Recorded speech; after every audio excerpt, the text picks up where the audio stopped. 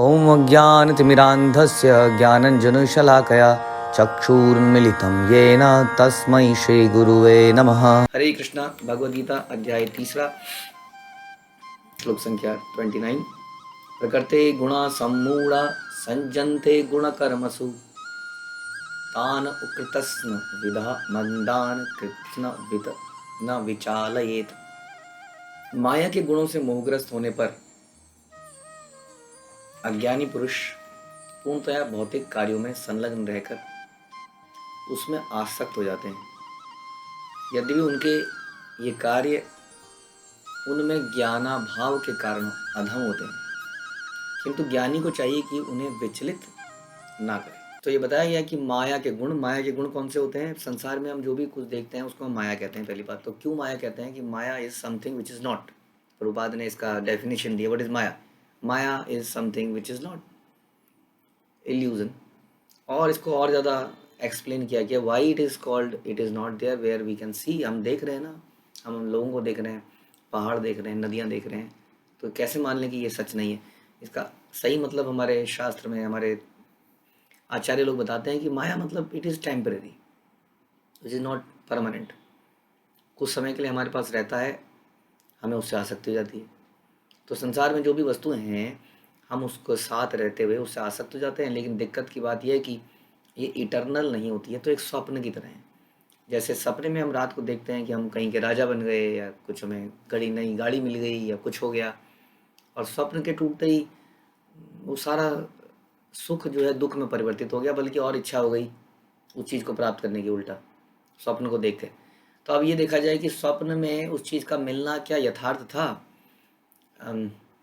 कोई व्यक्ति कह सकता है हाँ यथार्थ था, क्योंकि मेरे अंदर इमोशन आए, मैं हंसा, मैं रोया, लेकिन वो इमोशन भी टेम्परेली रहे, क्योंकि थोड़ी देर बाद वो हंसी दुख में बदल गई।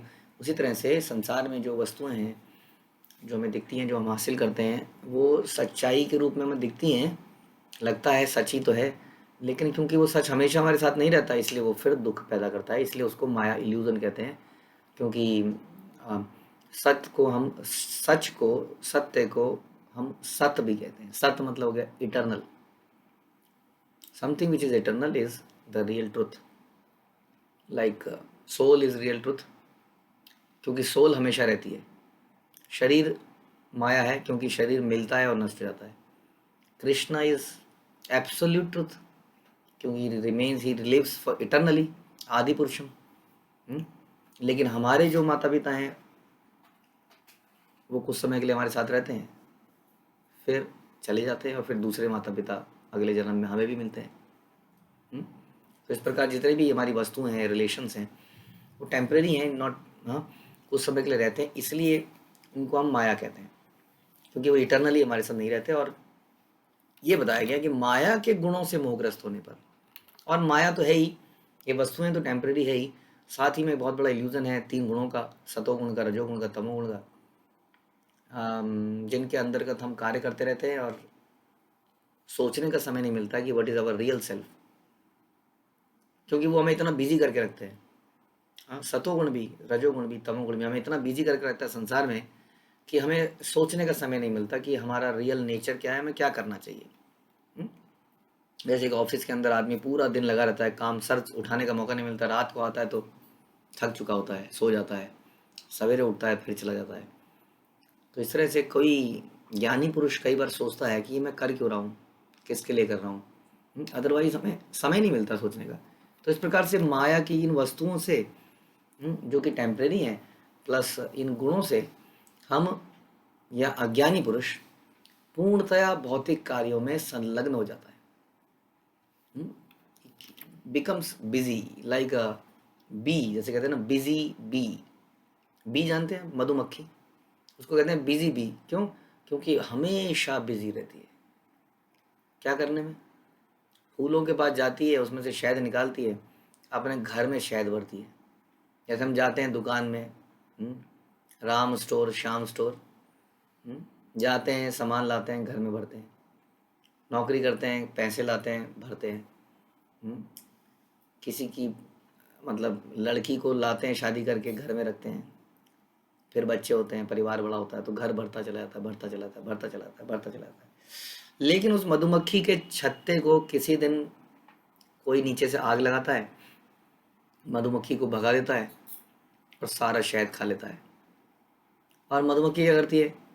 मधुमक्खी उसके बाद फिर से शहद बटोरने में लग जाती है, एक और छत्ता बनाती है और इस प्रकार से वो शहद बटोरती रहती है। अब देखा जाए तो मधुमक्खी को खाने को तो मिल ही जाता है फूलों की कमी तो रहती नहीं है। मधुमक्खी को इतना तो शायद मिल ही जाता है जिंदा रहने के लिए, लेकिन वो फिर भी इतना इकट्ठा करने के चक्कर में पूरा जीवन लगा देती है और अंत में उस इकट्ठा किए हुए को कोई और ही खाता है जैसे हम पूरे जीवन में इकट्ठा करने में लगे रहते हैं ये सोच के कि पुत्र खाएगा, और पुत्र ऐसा खाता है कि कई बार मूत्र कर देता है हमारे ऊपर। इसलिए कहते हैं कि पूत कपूत तो क्यों धन संजय और पूत सपूत तो क्यों धन संचय। ये सुना होगा आपने कि अगर कोई सुपुत्र है तो अपने आप ही धन कमा लेगा और कुपुत्र है तो उसको धन देना ही क्यों है। तो किसी भी अवस्था में संचय करने में हमारा पूरा जीवन लग जाता है, निकल जाता है एक मधुमक्खी की तरह, और अंत में अचानक से मृत्यु कभी भी आ जाती है, बिना बताए, बिना किसी प्लानिंग के हमें जाना पड़ जाता है। ये सच्चाई तो यही है। इसलिए बता रहे हैं कि माया के गुणों से मोहग्रस्त व्यक्ति, अज्ञानी पुरुष पूर्णतया भौतिक कार्यों में संलग्न हो जाता है, पूरे दिन बिजी रहता है लाइक अ बी, मधुमक्खी, और कहते हैं फिर उसमें आसक्त हो जाता है।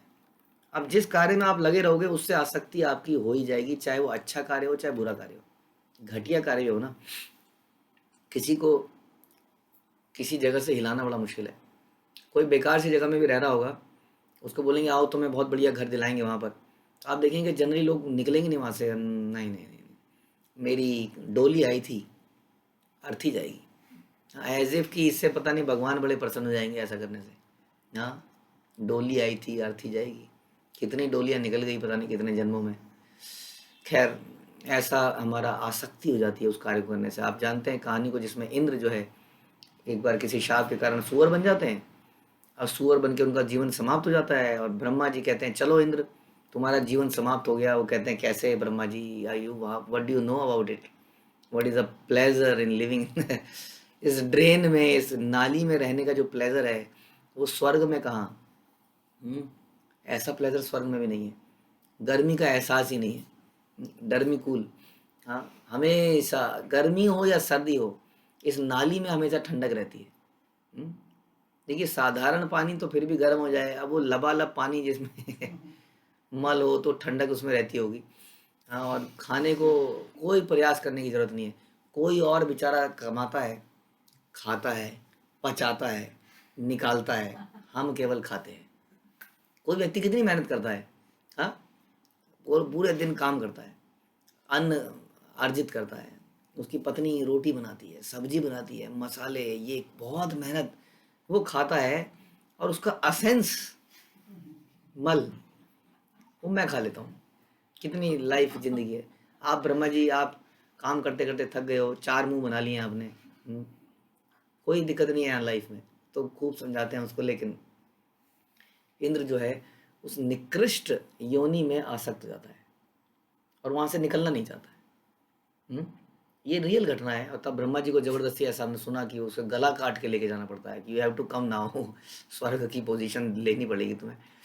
तो इस प्रकार से हम लोग निकृष्ट कार्यों में, जैसे कि हम बताते हैं कि शराब पीना, बियर पीना, आई नो जिन्होंने पिए बियर पी होगी, बियर बहुत कड़वी होती है, लेकिन लोग बियर पीने में आसक्त होते हैं। कड़वी चीज नेचुरली हमारी टंग को स्वीटनेस अच्छी लगती है, दिस इज नेचुरल। चलो आप कहेंगे जी मुझे स्वीट अच्छा नहीं लगता है, नमकीन तो अच्छी लगती होगी, नाना जी की भुजिया, तो नमकीन सबको अच्छी लगती है या मीठा सबको अच्छा लगता है, लेकिन कड़वा, कड़वा आदमी बीच बीच में खा लेता है ताकि मीठे का टेस्ट रहे। तो चैतन्य महाप्रभु को भी बीच बीच में कड़वा दिया जाता था करेले के रूप में, ताकि इतने मिष्ठान खाएंगे तो पेट भी सही रहेगा, स्वास्थ्य भी सही रहेगा, बीच में थोड़ा सा कड़वा आएगा, फिर से थोड़ा सा मीठा आएगा, बड़ा अच्छा लगेगा।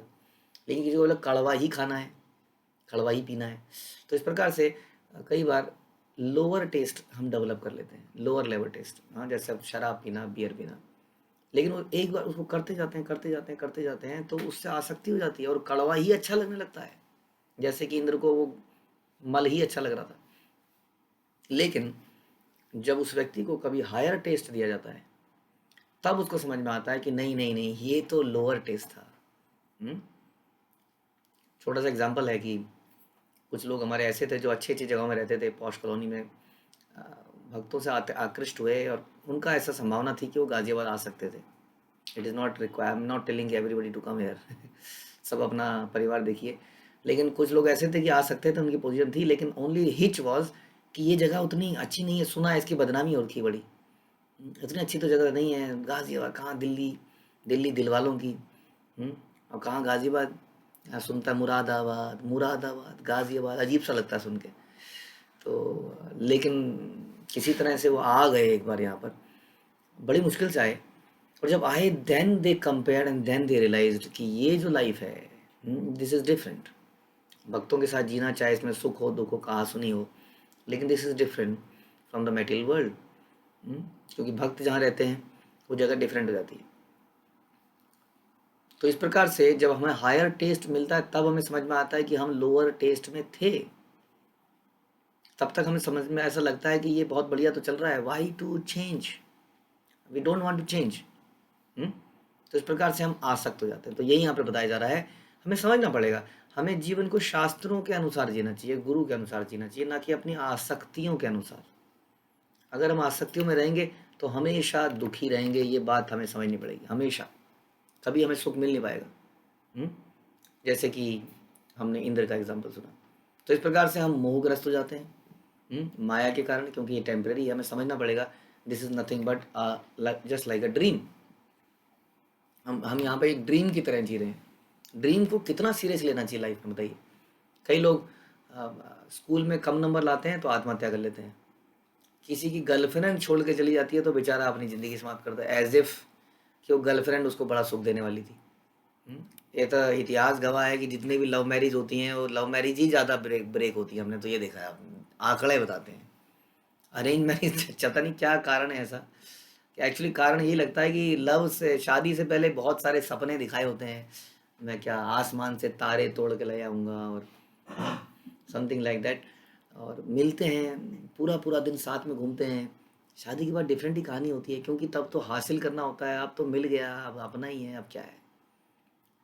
बड़ी बुरी तरह से उम्मीदें टूटती हैं और ब्रेकअप हो जाते हैं, शादी टूट जाती है। तो ऐसा लगता है कि हमारे जीवन से चला गया, मुझे छोड़ के चली गई, वो अपना जीवन का अंत कर देते हैं। कोई अपने नंबर नहीं ला पाता है, पास नहीं कर पाता है, बड़े एग्जामिनेशन नहीं दे पाता है, तो वो अपनी आत्महत्या कर लेता है। इस प्रकार से हम मोहग्रस्त हो जाते हैं। इन चीज़ों से, इन टेम्पररी चीज़ों से इतनी आसक्ति डेवलप कर लेते हैं, यदि वो हमें नहीं मिलती है हमारे जीवन में तो बड़ा भयंकर दुख होता है। आप जानते ही हैं, संसार में अक्सर इसी चीज़ का, इन्हीं चीज़ों को ना मिलने का दुख है, बिछड़ जाने का दुख है, छूट जाने का दुख है। ये एक स्वप्न की तरह है। हम ये कह रहे थे कि how much importance you can give to a dream. Dream is a dream. कई लोग बड़े परेशान हो जाते हैं, प्रभु जी ऐसा सपना आया, क्या करें क्या करें क्या करें। कुछ नहीं करना है, it was a dream. Reality में जिए और काम कीजिए, चलिए जाइए, जब कीजिए ध्यान से, कोई आवश्यकता नहीं है ना। समझदार व्यक्ति तो यही कहता है it was a dream ultimately. उसी तरह से इस जीवन में भी बहुत कुछ जो चलता है हमारे जीवन में, ऊंच नीच, ऊपर नीचे, मान अपमान, वास्तव में एक ड्रीम की तरह है। क्योंकि शरीर के जाते ही सारा अपमान चला गया, सारा मान भी चला गया, सारा बैंक बैलेंस भी चला गया, सारी प्रॉपर्टी भी चली गई।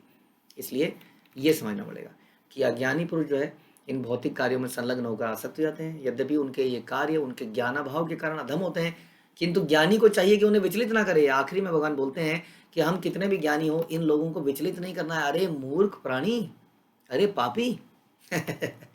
इस प्रकार से उन्हें चैलेंज करेंगे तो वो परेशान हो जाएंगे और आपकी बात नहीं सुनेंगे। उनको धीरे धीरे भक्ति में लाना होगा। स्वेच्छा, ये this process is voluntary process. कोई किसी को ज़बरदस्ती नहीं लाया जा सकता भक्ति में। हम उसको प्रेरणा दे सकते हैं, इंस्पायर कर सकते हैं प्रेम के द्वारा, उसको कुछ देकर। दिया पहले जाता है, उसके बाद में वो व्यक्ति रेसिप्रोकेट करता है। ध्यान रखिए, लाइफ इज़ फॉर गिविंग। कहते हैं ना कि life is like a candle. तो लोग कहते हैं life is like an ice cream, enjoy it before it melts. हम कहते हैं life is like a candle, enlighten the life of others before it's dwindles, it melts। इससे पहले कि ये समाप्त होती है, आपको दूसरों की ज़िंदगी में उजाला पैदा करना है। लाइफ आइसक्रीम की तरह खाने के लिए नहीं है, दूसरों की लाइट में उजाला करने के लिए। जब आपकी अपनी बत्ती जल जाए, तो दिमाग की बत्ती जला दो। किससे? Not by any torch, but Bhagavad Gita. तो इस भगवत गीता को पढ़िए, अपनी बत्ती जलाइए और फिर दूसरों को भी जलाइए, लेकिन बत्ती आराम आराम से जलाइए, भगवान कह रहे हैं। हाँ, किसी के घर में आग लगा के मत बताइए, देख टेम्परेरी है, देख आग लगा देता हूँ, देख अभी समाप्त होता है तेरा घर। ऐसे नहीं करने को भगवान कह रहे हैं। विचलित मत कीजिए किसी को, बड़े प्रेम से दूसरों को भक्त बनाइए, लेकिन पहले खुद तो बन जाए। हरे कृष्णा। श्रील प्रभुपाद की जय, भगवद गीता की जय।